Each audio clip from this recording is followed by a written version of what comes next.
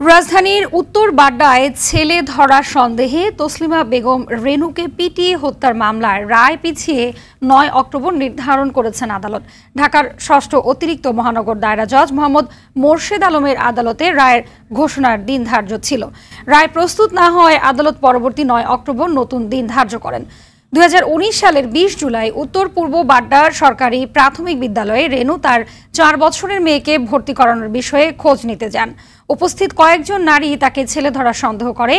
এই গুজব ছড়িয়ে পড়লে আধা ঘন্টা অমানবিক নির্যাতনের পর মৃত্যুর কোলে ঢলে পড়েন রেনু।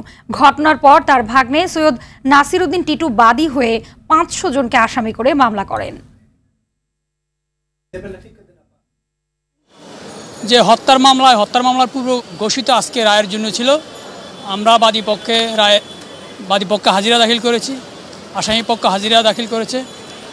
১ নম্বর আসামি হৃদয় ইব্রাহিম হোসেন ওরফে হৃদয় ও হাজিরা দাখিল না করে জামিন বাতিল করেছে। পরবর্তীতে বিজ্ঞ আদালত নথি দেখার পরে রায় যেহেতু প্রস্তুত করতে পারে নাই, আগামী ৯-১০ তারিখে রায়ের জন্য আবার পুনরায় ৯-১০-২৪ তারিখে আবার রায়ের জন্য ধার্য করেছেন বিজ্ঞ আদালত। সত্যিকার অর্থে এই মামলাটা নিয়ে আমাদের প্রত্যাশা অনেক উপরে, যেটা হচ্ছে আপনার মামলাটা অত্যন্ত চাঞ্চল্যকর এবং অত্যন্ত নৃশংস একটা মামলা।